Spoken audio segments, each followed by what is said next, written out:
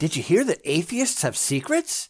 Yeah, we're all hiding big, deep, dark ones that we don't want anyone to know about. But luckily, Christ Culture and Coffee, they're here to spill the beans. So what is this secret that we just don't want to tell anyone? You're going to have to stick around to find out.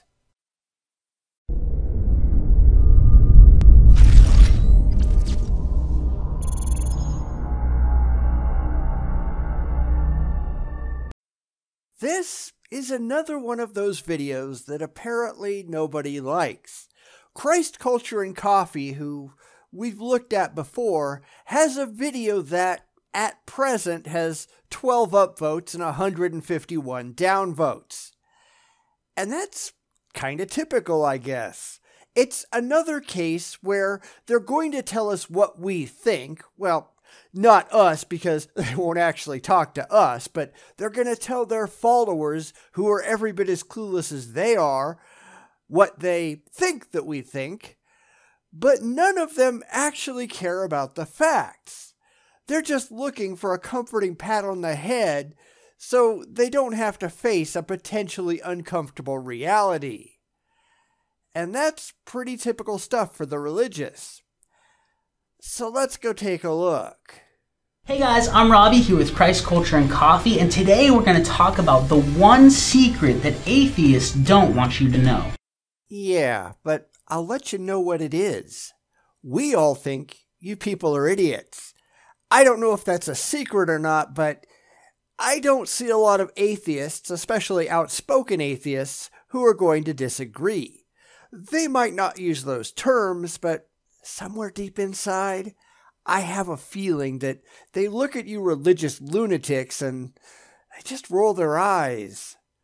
Oh good, more insanity. Just what we needed. But I'm getting off topic, so let's see what secret you think atheists have. Must have been hard to come up with, considering you've probably never actually spoken to a real atheist in your entire life.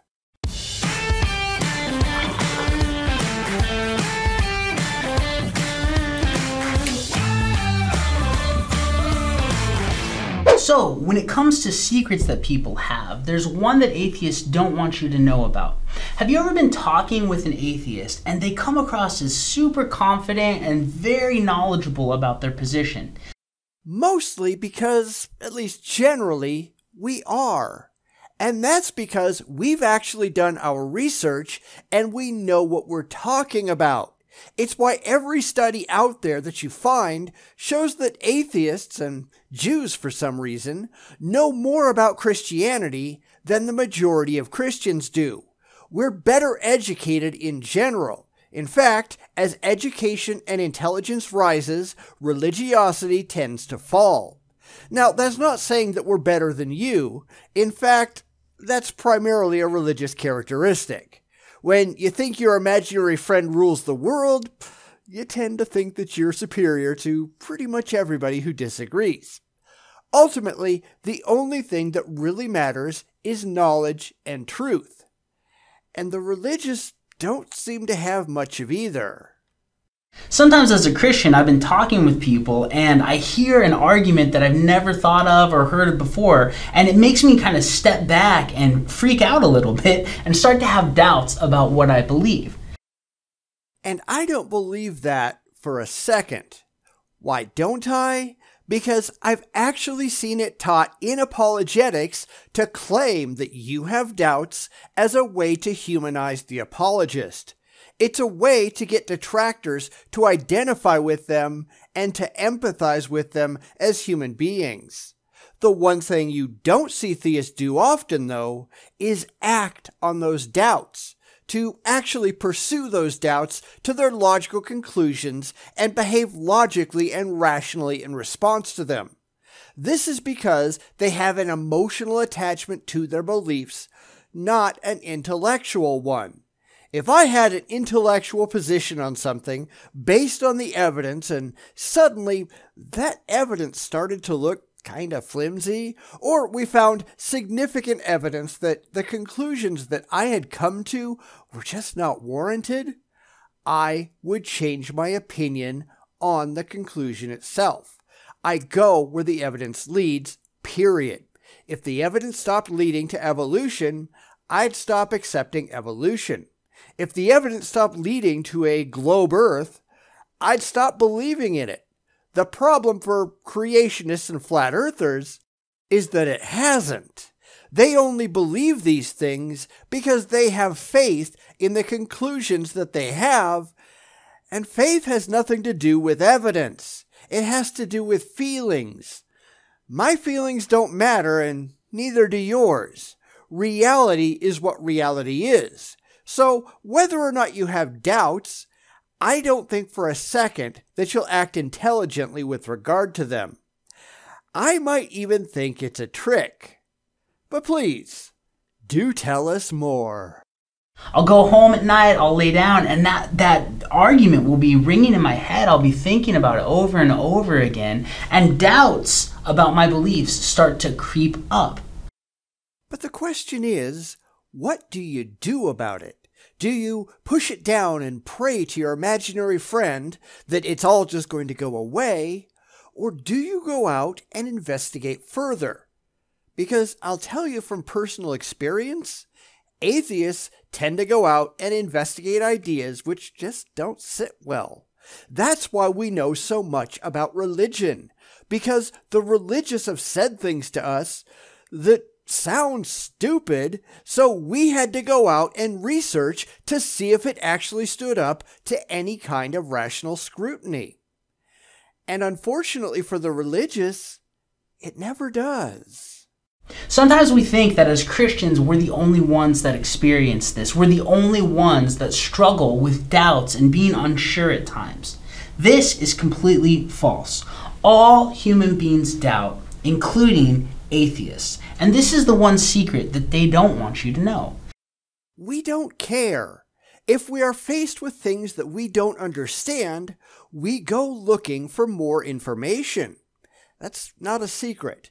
But here's what he's really trying to do, I predict. He's going to try to suggest that we have doubts about his God and his religious claims, and we're just pretending that we don't. I don't find that likely, and at least for myself, I can't even remember the last time that I had any kind of significant doubts about Christianity. It's bullshit. I've done my research, I've done my due diligence, and I found no reason whatsoever to take anything that the religious say seriously at all. Now, I listen, and if they'd ever come up with something new, yeah, I might have some questions. But when's the last time they came up with anything new? It's the same old tired crap repackaged to just be vomited anew. I don't think they've had a new argument in my lifetime, and probably not in the lifetimes of my parents, or my grandparents, or 10 generations back. They just keep saying the same thing, and it's already been soundly debunked. They have doubts about their atheism. They have doubts about maybe Christianity is true. They go home at night, lie down on their pillow, and think, man, maybe there is a God that's going to be there after I die. Nope.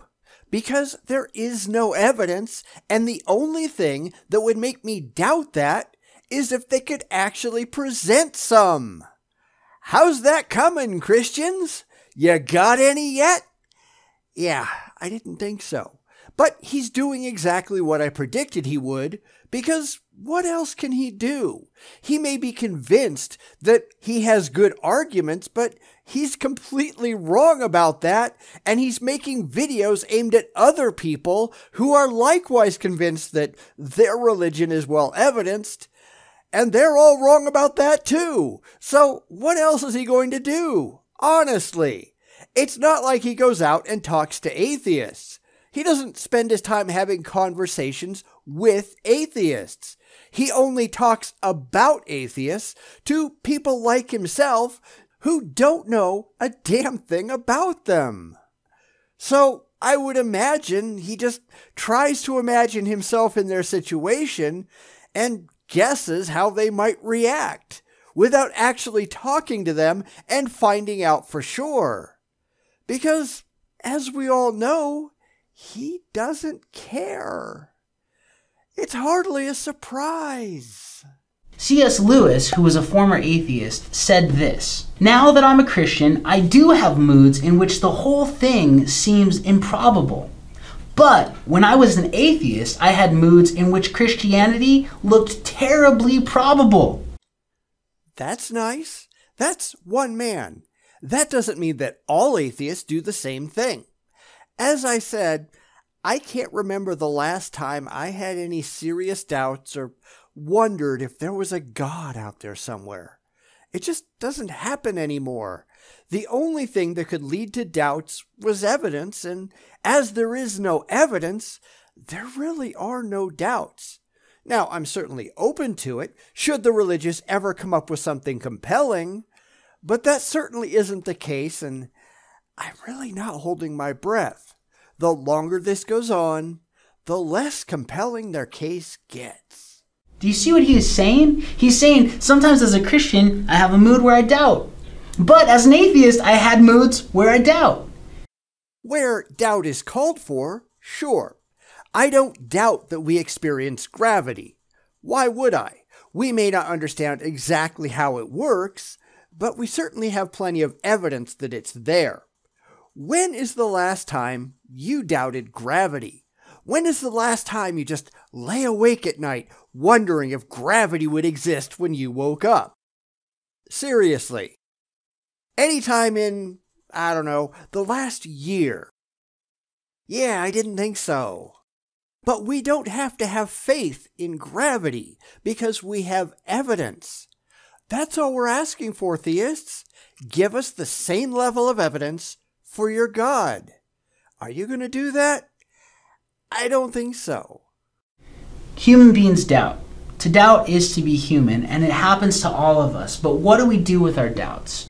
Something rational would be my suggestion, but forgive me if I don't think that's where he's going. So I'm going to answer first. If you have a legitimate doubt, one not based on feelings but on objective facts, then by all means, research it. Find out if the doubt is warranted.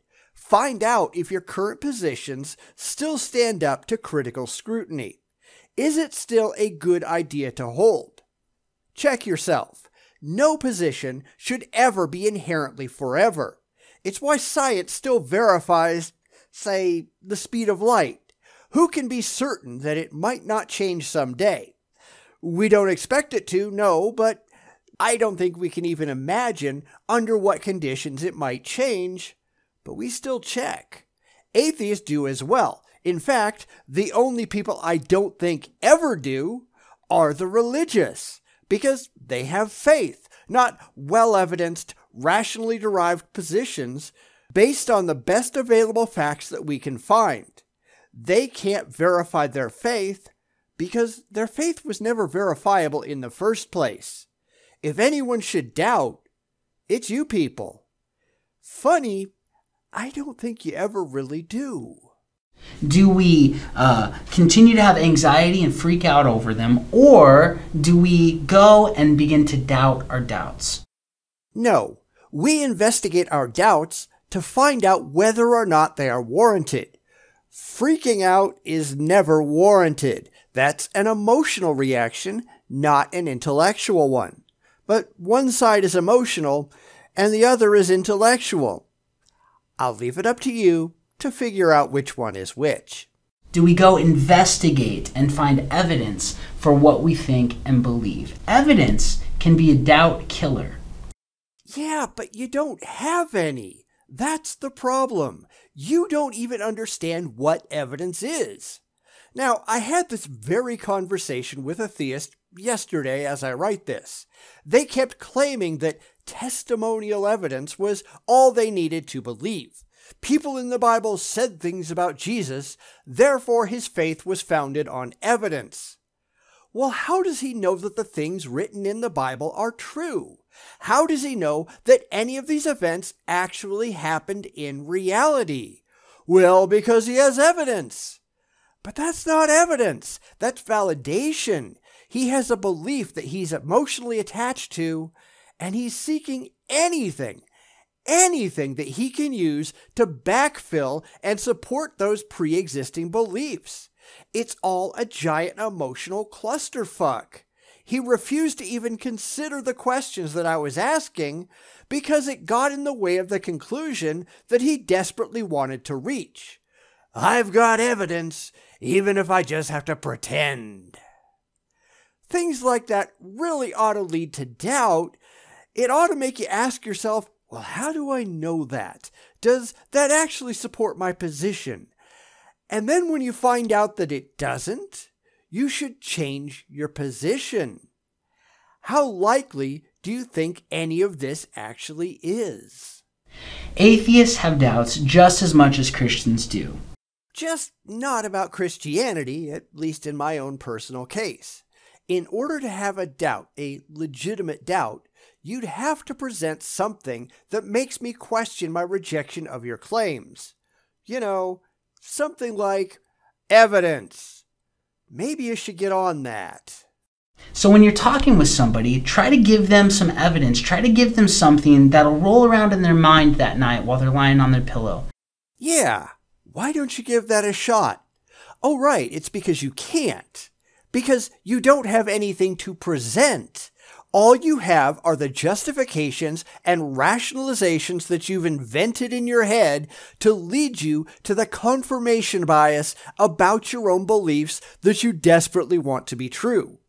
But you can't start out at square one and look at those claims and take them at all seriously. If you're not trying to get to a God, then none of those things look like they lead there. Because we want to lead people to truth, not just with persuasive speech, but with good evidence and good reason. That is one secret that atheists don't want you to know. And you've got none of those.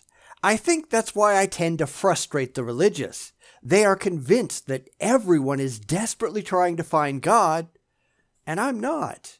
I want truth, I want fact, and I don't care about emotional comfort.